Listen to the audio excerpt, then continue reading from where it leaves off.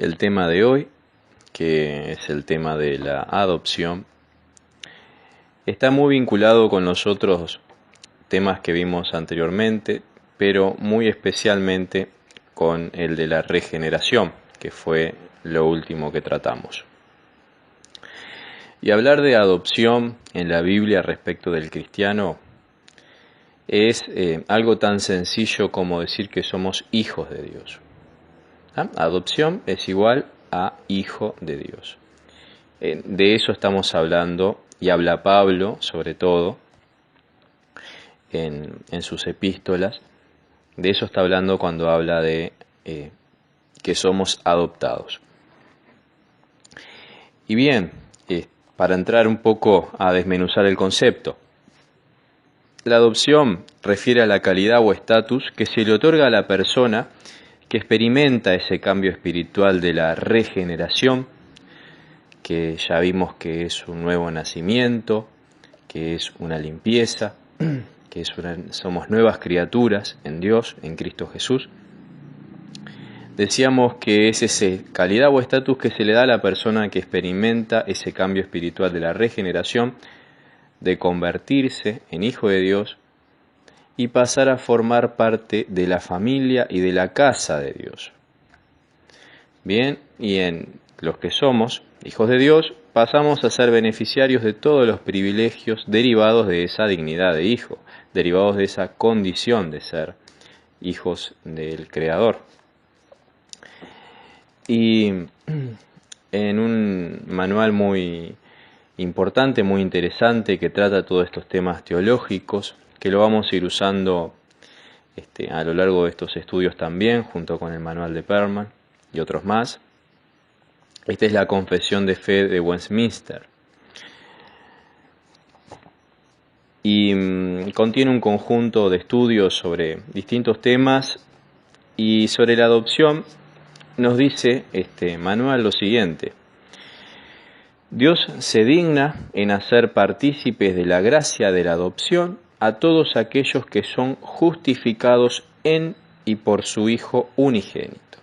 Justificados, ¿se acuerdan que habíamos dicho? Declarar justos, sin delitos, inocentes. Mediante dicha gracia, los justificados son recibidos en el número de los hijos de Dios y gozan de sus libertades y privilegios. Cosa maravillosa, por cierto, ¿verdad? Son marcados con el nombre de Cristo y reciben el espíritu de adopción, tienen libre acceso al trono de la gracia y son capacitados para clamar Abba Padre. Son dignos de misericordia, protegidos, cuidados y castigados por Él como un Padre. Pero nunca son desechados, sino que son sellados para el día de la redención y heredan, muy importante, y heredan las promesas como herederos de la salvación eterna. En tanto, hijos, también somos herederos, como ocurre también en la vida terrenal. Y bueno, por lo menos para sacar así de una primera lectura algunas ideas y reflexiones, podemos decir que aquellos que son eficazmente llamados, que el tema del llamamiento eficaz vamos a tener que entrar a estudiarlo un poco más adelante también, que es un tema muy interesante realmente para profundizar en él. Decíamos que aquellos que son llamados eficazmente, que eso está vinculado con esa regeneración, es decir, para responder a ese llamado que Dios nos hace, también en paralelo se tiene que operar un cambio en nosotros. Porque el hombre natural, la persona que no conoce a Cristo y no conoce a Dios, en su naturaleza carnal va a rechazar profundamente todo lo espiritual, todo lo que viene de Dios. Entonces, para nosotros responder y ser receptivos a esos, también se tiene que operar un cambio en nuestra espiritualidad, en nuestro ser, en nuestra naturaleza, en que nosotros lo vimos cuando hablamos de la regeneración, la clase anterior. Y decíamos que los que son eficazmente llamados y justificados también reciben la gracia de la adopción, que este concepto de adopción está muy cercano y está relacionado con ese tema de la regeneración y de la justificación, pero no es lo mismo, es algo distinto a eso. Y bueno, y por lo tanto, como decíamos, podemos gozar ese privilegio de ser considerados como hijos de Dios. Vamos a la Biblia. Ustedes saben que este tema, así con esta palabra adopción, el único que hace referencia a ella es Pablo. No es el único que escribe sobre ser hijos de Dios, también lo hace Juan y los demás, pero el que utiliza este vocablo es solamente Pablo. Vamos a buscar Romanos 8, 15 al 16. Está bueno que las lecturas de la Biblia también las podamos hacer cada uno con su propia Biblia. Más allá de escuchar y reflexionar, también ir leyendo en su Biblia o en el manual que les pasé a los que lo tienen. Romanos 8, 15 al 16 dice: Pues no habéis recibido el espíritu de esclavitud para estar otra vez en temor, sino que habéis recibido el espíritu de adopción, por el cual clamamos, Abba Padre. El Espíritu mismo da testimonio a nuestro espíritu de que somos hijos de Dios. Bien, y aquí la idea de adopción, de hijo, se contrapone con las de esclavo, que éramos esclavos nosotros antes de ser cristianos, y lo son aquellos que todavía no conocen a Cristo. Y si será diferente la posición de un esclavo a la de un hijo en una casa. Es algo que se cae de maduro. Complementando un poquito esto, vamos a ir a Juan 8, versículo 34 al 35. Jesús les respondió: de cierto os digo, que todo aquel que hace pecado, esclavo es del pecado. Y el esclavo no queda en la casa para siempre. El Hijo sí queda para siempre. Bien, esto aplicado a nuestra vida espiritual. Permaneceremos para siempre en la casa de nuestro Padre. Esta es una de las promesas de las cuales somos herederos. Avanzando un poco en la Biblia, Efesios 1:5 dice: en amor habiéndonos predestinado. ¿Qué tema de la predestinación? Me acuerdo que entré en ese tema y así como entré, enseguida empecé a dar marcha atrás. No hay que apresurarse al hablar de este tema de la predestinación. Hay que estudiarlo y hay que reconocer que tal vez no haya una verdad definitiva en la Biblia. O tal vez sí, pero simplemente no se ha encontrado aún. Es un tema muy debatible y basta solo con empezar a adentrarse en lo que es la predestinación como para darse cuenta de que hay cosas que confunden bastante. Decíamos que en Efesios, en amor habiéndonos predestinados para ser adoptados hijos suyos por medio de Jesucristo, según el puro afecto de su voluntad. Y en Gálatas 4:5, a fin de que recibiésemos la adopción de hijos. ¿Ven cómo a lo largo y ancho de las epístolas Pablo está haciendo referencia a esta realidad espiritual? Otros escritores, como habíamos dicho, Juan también habla de lo que es la adopción, pero sin llamarle adopción. Por ejemplo, vamos a Juan 1:12, más a todos los que le recibieron, a los que creen en su nombre, les dio la potestad de ser hechos, que ahí es donde está el tema de ser hechos, o sea, ese derecho de adopción, hijos de Dios. Y primera de Juan 3:1, mirad cuál amor nos ha dado el Padre para que seamos llamados hijos de Dios. ¿Ven? Él está hablando de lo mismo, simplemente no le pone ese nombre. Que nosotros, para estudiar esta doctrina, así como lo dijimos la clase pasada, es Pablo muchas veces el que nos da las herramientas. Es Pablo el que nos da ese vocabulario teológico del cual nos aferramos para tratar de comprender mejor la palabra de Dios. comparando la noción de adopción con otros términos hermanos a este, que son la justificación y la regeneración, podemos decir respecto de la justificación que también es un acto declarativo de Dios o un acto legal de Dios, así como la justificación decíamos que era ese acto declarativo de señalarnos como justos, como que ya no hemos cometido delito, ningún crimen delante de ese juez justo que es Dios. Es un acto justamente declarativo. Lo mismo la adopción.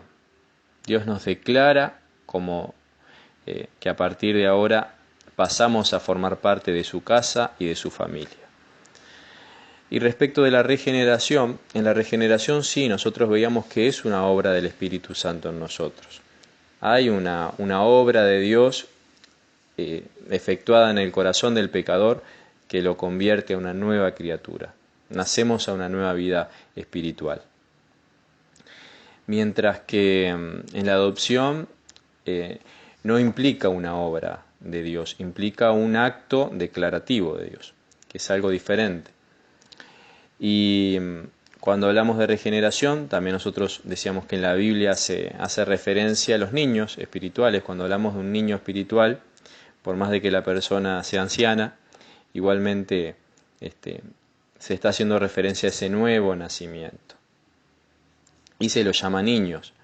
Mientras que en la adopción, como ya hemos dicho desde el comienzo, se nos llama hijos. En la adopción hablamos de un creyente que es niño también, porque ha sido regenerado previamente, pero elevado a la dignidad de hijo. Vamos a ir a la Escritura, a la palabra de Dios en Gálatas 4, del 1 al 7. Bien, este pasaje nos dice: pero también digo, entre tanto que el heredero es niño, en nada difiere del esclavo, aunque es señor de todo, sino que está bajo tutores y curadores hasta el tiempo señalado por el Padre. Así también nosotros, cuando éramos niños, estábamos en esclavitud bajo los rudimentos del mundo. Pero cuando vino el cumplimiento del tiempo, Dios envió a su Hijo, nacido de mujer y nacido bajo la ley, para que redimiese a los que estaban bajo la ley, a fin de que recibiésemos la adopción de Dios, la adopción de hijos, perdón. Y por cuanto sois hijos, Dios envió a vuestros corazones el Espíritu de su Hijo, el cual clama: Abba, Padre. Así que ya no eres esclavo, sino hijo, y si hijo, también heredero de Dios por medio de Cristo. ¿No? Y este pasaje me gustaría que se pueda insistir en su lectura. Una interpretación inicial que realizo sobre esto me retrotrae, a la situación que teníamos antes de que Jesucristo muriera en la cruz.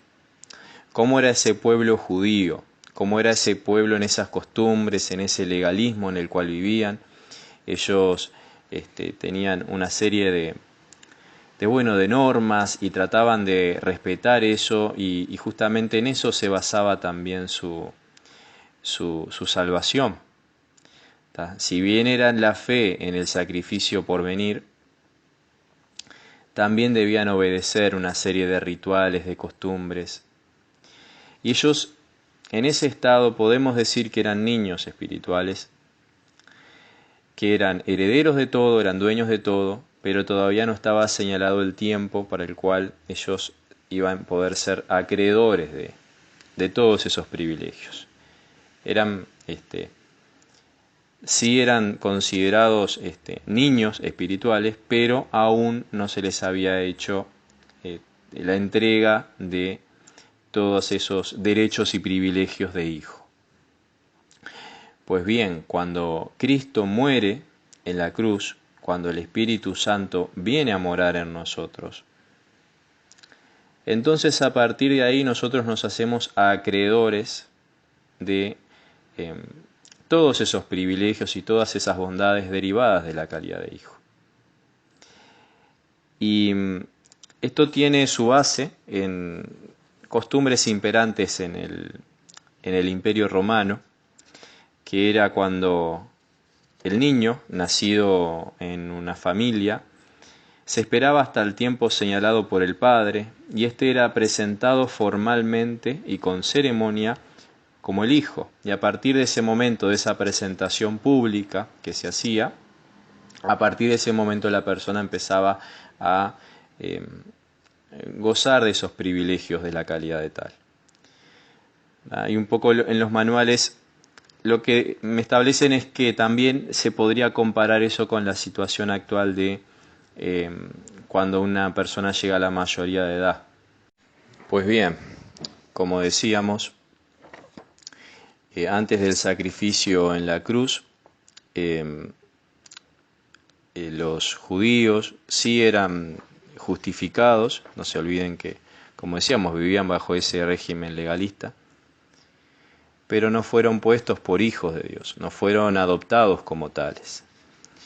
El tema de la adopción es un privilegio que viene a nosotros a partir del Nuevo Testamento, a partir de la muerte y resurrección de Cristo. Y para hacer una comparación en lo que es la vida corriente, las costumbres humanas vinculados con esto, nosotros en el derecho, en la justicia humana, decimos que alguien es adoptado cuando entendemos un niño, una persona que nació por fuera de esa familia biológica, que es incorporado a una familia en la cual no fue engendrado biológicamente, pero se incorpora como un miembro más. Y si bien tiene todos los derechos y obligaciones derivados de hijo, se le inviste de la calidad de hijo con todo lo que eso implica, sin embargo entendemos que es una persona que no nació en el seno de esa familia biológicamente hablando. En cambio, el término adopción en la Biblia parecería tener otro sentido. Y en este caso, sí estaríamos hablando de que esa persona es adoptado, pero a su vez es hijo, como si hubiera nacido en el seno de esa familia. Porque no nos olvidemos que un hijo de Dios es una nueva criatura, es una nueva persona. Ha sido regenerada. Y nosotros con la regeneración, primero que recuperamos todo aquello perdido, desde Génesis 3:6, con la caída de Adán y Eva en pecado, nosotros con la regeneración recuperamos ese estatus. Recuperamos ese estatus de hijos naturales con la adopción. Y juntamente con eso, con esa regeneración, nosotros también gozamos de unión con Cristo. Y estamos seguros de que Cristo es hijo natural de Dios, engendrado directamente por el Espíritu Santo. Y nosotros gozamos de unión con Cristo. Y esa unión, que es el tema de la clase que viene, tiene condimentos sobrenaturales. No es una unión como uno puede decir en una sociedad o en un matrimonio. Si bien se utilizan, por ejemplo, ahora que lo mencioné, el tema del matrimonio como una analogía para tratar de describir esa unión que gozamos con Cristo. Sin embargo, esto es como una fusión espiritual con Cristo, que la clase que viene se lo vamos a ir desarrollando un poco más.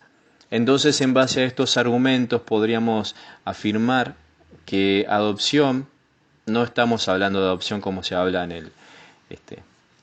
corrientemente en nuestra vida diaria, sino que estamos hablando de justamente un reconocimiento de una persona como hijo natural.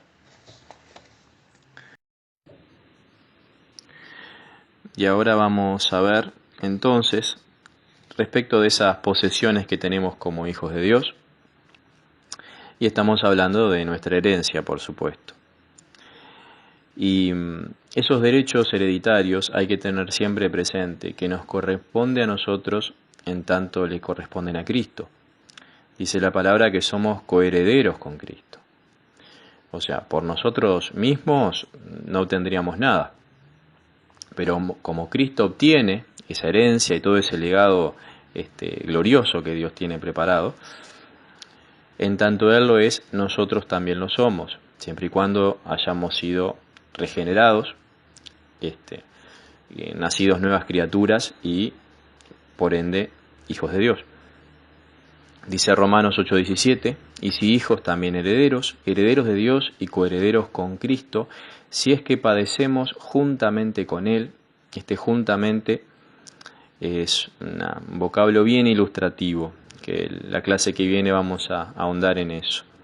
Si es que padecemos juntamente con Él, para que juntamente con Él seamos glorificados. Dice Gálatas 4:7, así que ya no eres esclavo, sino hijo, y si hijo, también heredero de Dios por medio de Cristo.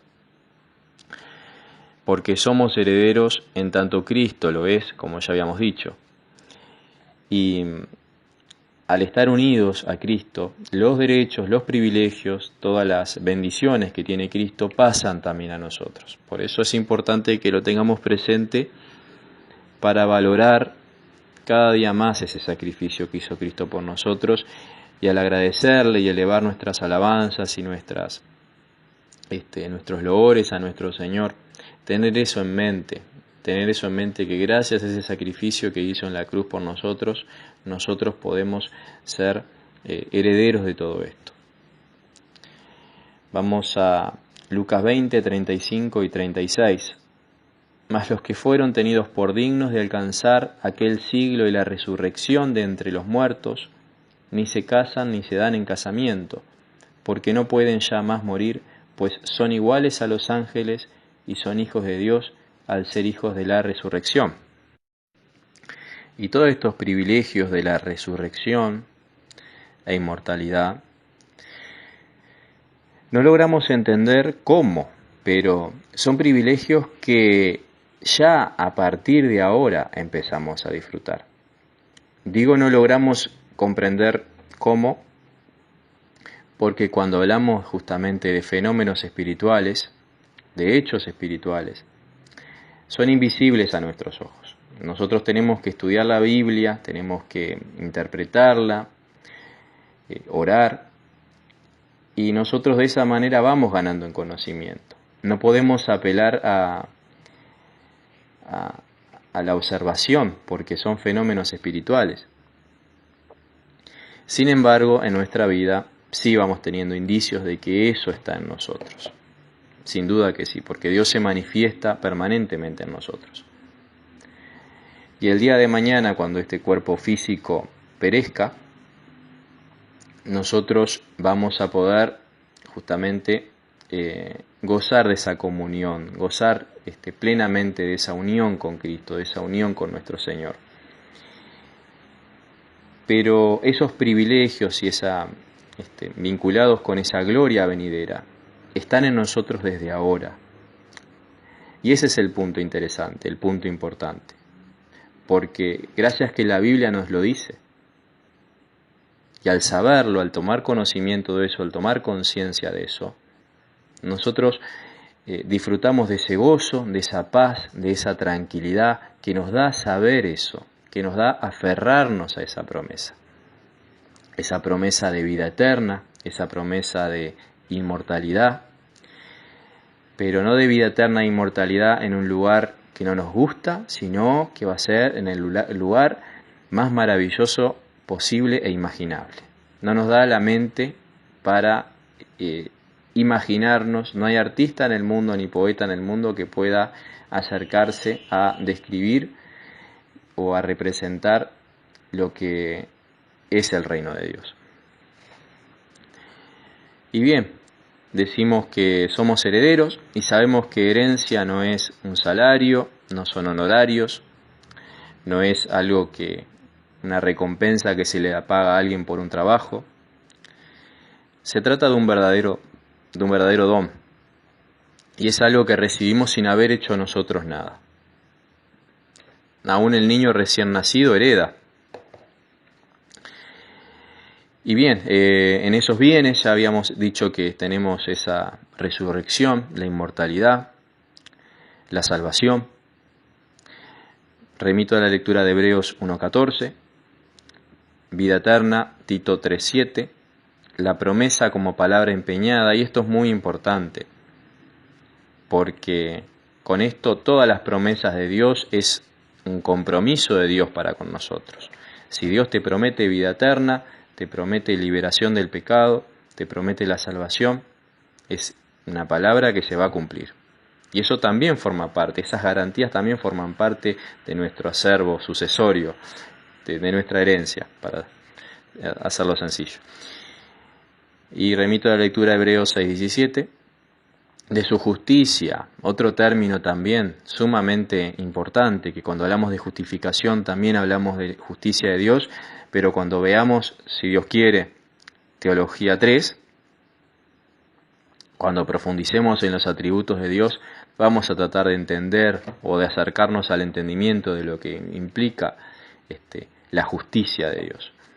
Ahí pueden ir a leer Hebreos 11:7, el reino de Dios, que decíamos algo que no hay artista en el mundo capaz de representar algo que se le acerque, Santiago 2:5, etcétera. Bueno, hay muchas cosas, muchas bendiciones más, y que nosotros lo vemos en nuestra vida día a día.